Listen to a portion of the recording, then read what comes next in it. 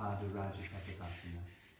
So I'll show you a sequence, and for anyone who is needing some support, then we'll use one or two of these, and it's going to go under the hip. So we're going to begin in Kapotasana, and you might notice that if you're not extremely flexible, that when you come from Kapotasana to plank pose, it's just not right. Because your plank pose should be back here. But how flexible would you have to be in your Achilles and hamstrings to be able to have the body proportion and the length of openness that you could transfer from downward dog to plank, or from Kapotasana to Padasana. Yeah, and that is the reason why I recommend stepping in and stepping back and not moving the hands. Because when you move your hands, you might get people in your classes falling off the end of their mat. So we should always orient ourselves to the front of the mat, and we can shift what's happening at the back. So, anyway, we'll start in Kapotasana, and with the chin softly to the chest, we're going to roll forward. So I lift my heels, and then keep the chin to the chest as I roll forwards and look up. Exhale, look back, and the right leg is going to come forwards, and I'm going to flip the foot out to the side. Now there are many different ways to do this pose.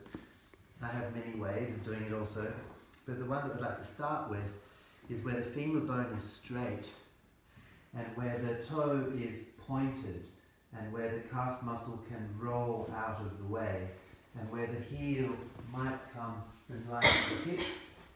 So don't have your foot under your pelvis. Have it a little bit out to the side. And no, we're not doing this one just yet. That's another story. So it's about like so. And then you can put support under this hip. So under this forward hip. Because one really important thing is the ability to sink down into that hip. If you wish, you can come onto the elbows.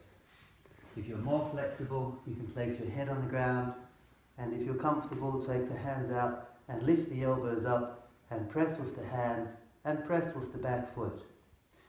But the most important thing is to relax down into that hip.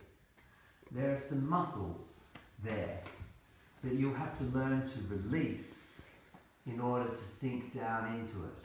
That is the piriformis and the gluteus. And under the piriformis and the gluteus is a big fat nerve called the sciatic nerve.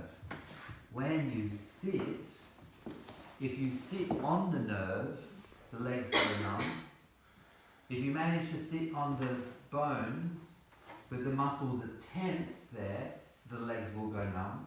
And the secret to sitting without the legs going to sleep and to sit for hours potentially is to completely relax on both sides. And learning to relax those muscles, you will learn in this pose. And the other secret to sitting for a long period of time, if the legs do start to go to sleep a little bit, is to contract the pelvic floor, because when you lift up in the center, the two sides let go. That's another way that you can relax the muscles from the sciatic nerve. Okay, so the sequence will go like this. We'll be in Kapotasana. We'll roll forwards and look up. Inhale, exhale, look to the feet. Inhale, flip the foot out to the side, bring the knee forwards. And if you want support, go ahead and take support just under that hip. Either come onto the elbows, or head comes to the ground, or hands go forwards, elbows come up. Here. Then we're going to bring the fingertips under the shoulders, come high up, take some height on the fingertips, so that you can then lift up like so. And we're stretching this side, and then we're going to place this hand across the knee and turn and reach back and take the inside of the foot and use the quadriceps to pull back like so.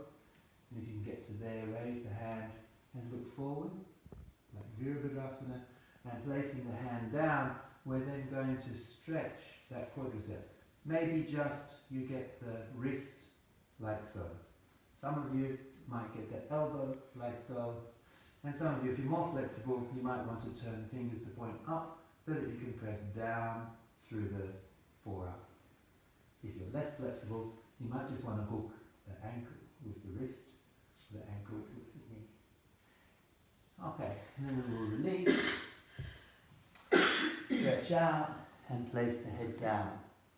And if you want to go a little deeper, take the support away and sink deeper. Placing the hands, tucking the toe, press up, step back, Kapotasana. Come forwards, plank pose, look back, change sides, and down. Place the fingers, come up, and then turn.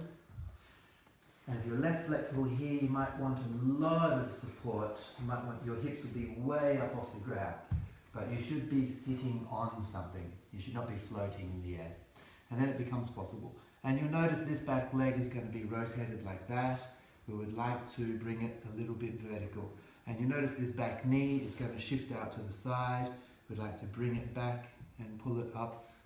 Just find your depth. So those things are not rules, they're just guidelines. Pulling back, raising up, balancing, taking support, stretch either with the wrist, with the elbow, or turn the fingers forwards and press down. Releasing, and you might want to come forwards to what you're comfortable with, but after doing this, the body will open up, and so some of you might want to take the support away to get a deeper stretch at the end of the pose. Placing the hands, tucking the toes, step back. So, A question? yeah. In that stretch, some muscles that are active or just relaxed? Let me talk you through it. There's a lot going on.